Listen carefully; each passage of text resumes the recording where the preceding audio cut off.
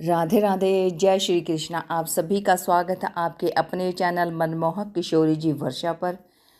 हमें उम्मीद है आप सभी स्वस्थ होंगे। आज की वीडियो में हम आपको सुनाएंगे सोमवार व्रत कथा। विशेष रूप से सावन के सोमवार का दिन भगवान शिव की पूजा के लिए बहुत खास माना जाता है। मान्यता है कि यदि कोई भी श्रद्धा भाव से सावन के सभी सोमवार का व्रत करता है तो उस व्यक्ति पर भगवान शिव और माता पार्वती जी की आवश्यक कृपा होती है।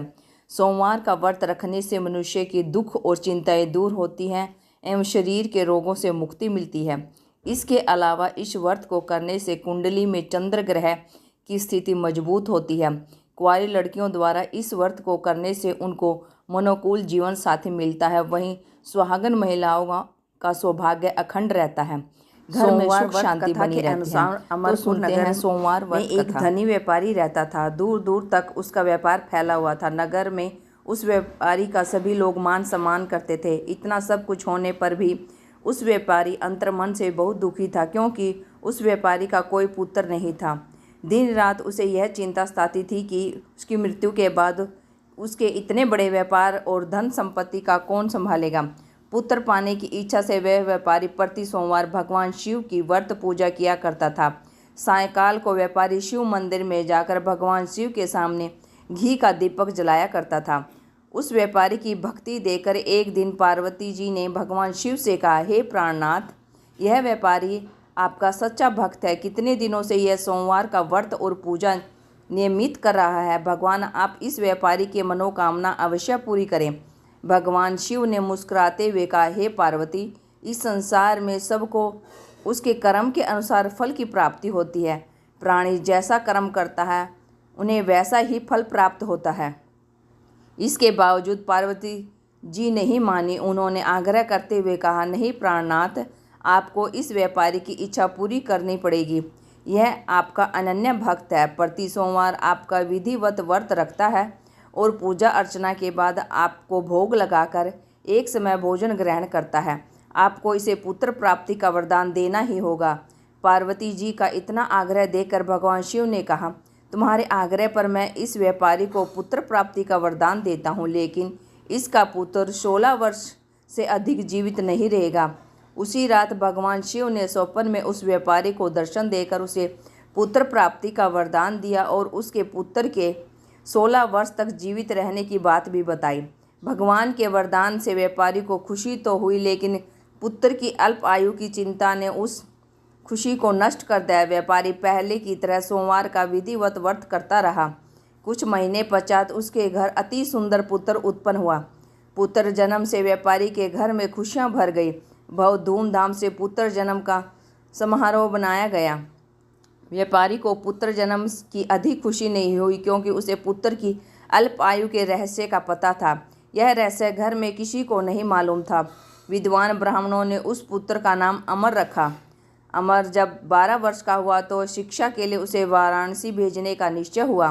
व्यापारी ने अमर के मामा दीपचंद को बुलाया और कहा कि अमर को शिक्षा प्राप्त कराने के लिए वाराणसी छोड़ आओ। अमर अपने मामा के साथ शिक्षा प्राप्त करने के लिए चल दिया। रास्ते में जहाँ भी अमर और दीपचंद रात्रि विश्राम के लिए ठहरते, वहीं यज्ञ करते और ब्राह्मणों को भोजन कराते थे। लंबी यात्रा के बाद अमर और दीपचंद एक नगर में पहुँचे। उस नगर के राजा की कन्या के विवाह की खुशी में पूरे नगर को सजाया गया था। निश्चित समय पर बारात आ गई, लेकिन वर का पिता अपने बेटे के एक आँख से काना होने के कारण बहुत चिंतित था। उसे इस बात का भय सता रहा था कि राजा को इस बात का पता चलने पर कहीं वह विवाह से इनकार न कर दे, इससे उसकी बदनामी होगी। वर के पिता ने अमर को देखा तो उसके मस्तिष्क में एक विचार आया। उसने सोचा, क्यों न इस लड़के को दूल्हा बनाकर राजकुमारी से विवाह करा दूं। विवाह के बाद उसको धन देकर विदा कर दूंगा और राजकुमारी को अपने नगर ले जाऊंगा। वर के पिता ने इसी संबंध में अमर और दीपचंद से बात की। दीपचंद ने धन मिलने के लालच में वर के पिता की बात स्वीकार कर ली। अमर को दूल्हे के वस्त्र पहनाकर राजकुमारी चंद्रिका से विवाह कर दिया गया। राजा ने बहुत सा धन देकर राजकुमारी को विदा किया।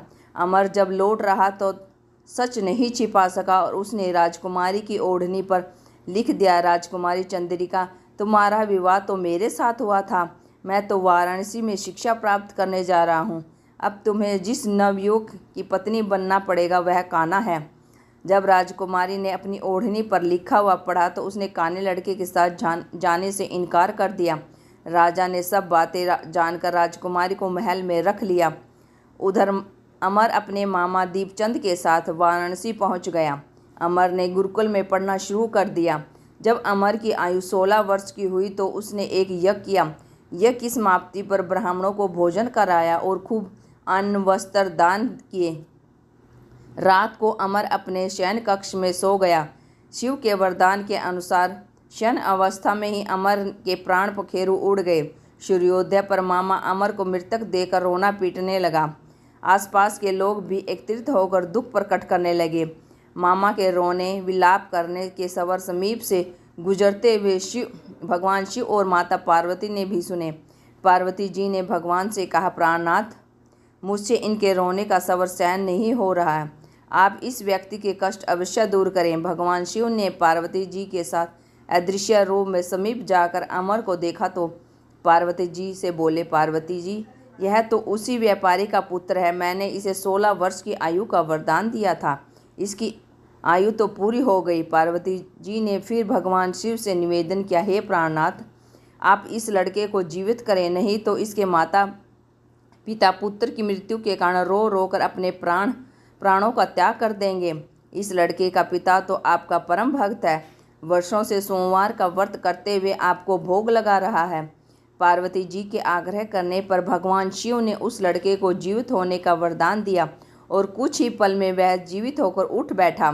शिक्षा समाप्त करके अमर मामा के साथ अपने नगर की ओर चल दिया। दोनों चलते हुए उसी नगर में पहुँचे जहाँ अमर का विवाह हुआ था। उस नगर में भी अमर ने यज्ञ का आयोजन किया। समीप से गुजरते हुए नगर के राजा ने यज्ञ का आयोजन देखा। राजा ने अमर को तुरंत पहचान लिया। यज्ञ समाप्त होने पर राजा अमर और उसके मामा को महल में ले गया और कुछ दिन उन्हें महल में रखकर बहुत सा धन वस्त्र देकर राजकुमारी के साथ विदा किया। रास्ते में सुरक्षा के लिए राजा ने बहुत से सैनिकों को भी साथ भेजा। दीपचंद ने नगर में पहुंचते ही एक दूत को घर भेजा, अपने आगमन की सूचना भेजी। अपने बेटे अमर के जीवित वापस लौटने की सूचना से व्यापारी बहुत प्रसन्न हुआ। व्यापारी ने अपनी पत्नी के साथ स्वयं को एक कमरे में बंद कर रखा था। भूखे प्यासे रहकर व्यापारी और उसकी पत्नी बेटे की प्रतीक्षा कर रहे थे।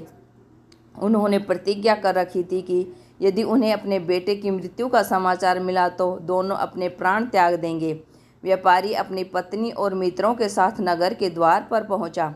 अपने बेटे के विवाह का समाचार सुनकर पुत्रवधू राजकुमारी चंद्रिका को देखकर उसकी खुशी का ठिकाना न रहा। उसी रात भगवान शिव ने पार्वती व्यापारी के स्वप्न में आकर कहा, हे श्रेष्ठी, मैंने तेरे सोमवार के व्रत करने और व्रत कथा सुनने से प्रसन्न होकर तेरे पुत्र की लंबी आयु प्रदान की है। व्यापारी बहुत प्रसन्न हुआ।